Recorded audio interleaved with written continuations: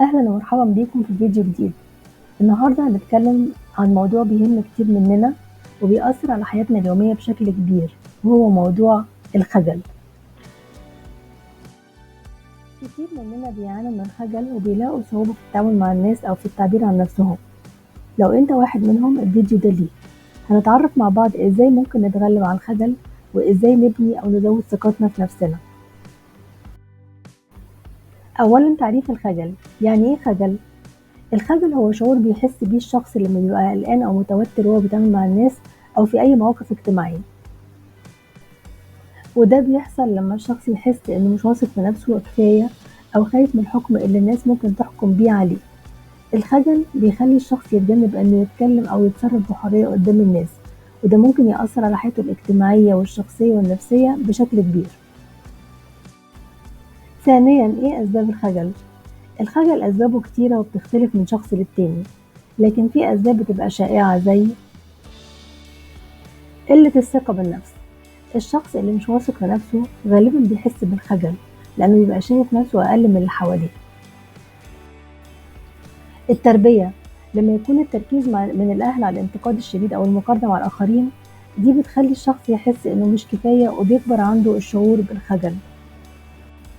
التجارب السلبية السابقة، لو الشخص مر بتجارب محرجة أو مؤلمة في الماضي زي التنمر أو الانتقاد العلني، ده ممكن يسبب له خجل في المواقف الاجتماعية.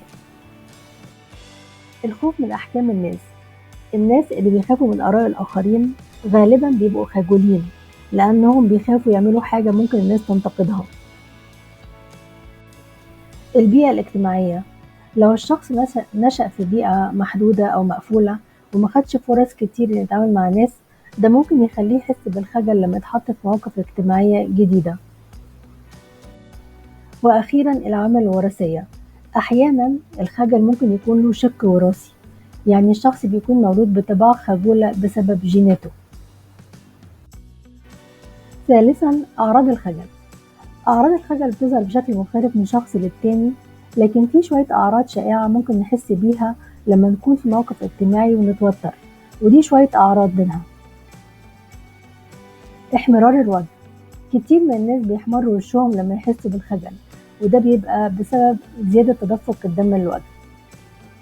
الرعشة، ممكن تحس برعشة في ايديك أو في جسمك كله لما تكون متوتر أو خجول. العرق، العرق الزايد خاصة في الإيدين أو تحت الإبط بيكون عرض من أعراض الخجل. ضربات القلب السريعة، لما بتبقى خجول ضربات قلبك بتزيد بشكل ملحوظ، وده بيحسسك بعدم الراحة.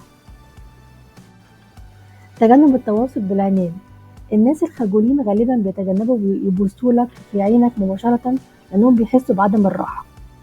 الارتباك، لما تبقى في موقف محرج ممكن تلاقي نفسك بتتلخبط في الكلام أو ما بتعرفش تعبر عن اللي جواك كويس. الصمت أو قلة الكلام، الناس اللي بيحسوا بالخجل غالبا بيتجنبوا الكلام الكتير ويفضلوا الصمت. مشاكل في التنفس، في بعض الحالات الشخص ممكن يحس إن نفسه بيضيق أو عنده صعوبة في التنفس لما بيبقى خجول. رابعا، طرق التغلب على الخجل. بزيادة الثقة بالنفس، الثقة بالنفس تعتبر من أهم العوامل اللي بتساعدك إنك تتغلب على الخجل. الثقة بالنفس بتيجي من إنك تعرف نفسك كويس وتقدر إمكانياتك، تعرف نقط قوتك ونقط ضعفك. نصيحة عملية، اكتب قائمة بالنجاحات الصغيرة اللي حققتها في حياتك واقراها كل يوم علشان تذكر نفسك بإنك قادر على النجاح. حدد أهدافك، حدد أهداف صغيرة وقابلة للتحقيق وحاول تنجزها. النجاح في تحقيق أهداف صغيرة بيزود الثقة بالنفس بشكل كبير. واجه مخاوفك، كتير من الناس بيبقى عندهم مخاوف بتأثر على ثقتهم بنفسهم. حاول تواجه المخاوف دي تدريجيا، ومع الوقت هتلاقي نفسك بقيت أقوى. اعتني بنفسك، مظهرك الخارجي ليه تأثير كبير على ثقتك بنفسك. اهتم بملابسك وصحتك وظروفك الشخصية. اتعلم حاجات جديدة، المعرفة بتديك قوة وثقة. حاول تتعلم حاجة جديدة كل فترة، سواء كان ده من خلال كورسات وكتب أو حتى هوايات جديدة. ابعد عن النمط السلبي، بلاش تركز على النمط السلبي اللي بتسمعه من الآخرين، وبلاش تخليه يأثر على ثقتك بنفسك. حاول تستفيد بس من النقد البناء اللي يزود لك ثقتك بنفسك. خليك إيجابي، حاول دايما تشوف نص الكوباية المليان. التفاؤل الإيجابية بيساعدوا على زيادة الثقة بالنفس. قضي وقتك مع اللي بيدعموك، حاول إن يكون حواليك ناس بيشجعوك وبيأمنوا بيك. الصحبة الإيجابية ليها دور كبير في رفع معنوياتك وزيادة ثقتك بنفسك. مارس الرياضة، النشاط البدني مش بس بيقوي الجسم، لكنه كمان بيحسن الحالة النفسية وبيزود ثقتك بنفسك. باستمرارك على الطرق دي هتلاقي نفسك بتزيد ثقتك بنفسك مع مرور الوقت. التدريب الاجتماعي، التدريب الاجتماعي بيساعدك على مواجهة المواقف الاجتماعية بشكل تدريجي، وده من خلال إنك تبتدي تواجه مواقف بسيطة قبل ما تدخل في مواقف أكبر. نصيحة عملية، حاول تشترك في أنشطة اجتماعية زي كورسات أو تجمعات واتكلم مع الناس بشكل بسيط. التحضير للمواقف، بمعنى إنك تبقى جاهز ومتهيأ للتعامل مع المواقف اللي بتسبب لك خجل من غير ما تحس بتوتر. بمعنى إنك لما تكون عارف إيه اللي ممكن يحصل وتكون مجهز ردود معينة، ده هيخليك تحس براحة أكبر. الخلاصة إن التغلب على الخجل مش حاجة مستحيلة، لكن حاجة محتاجة شوية تدريب وتكرار.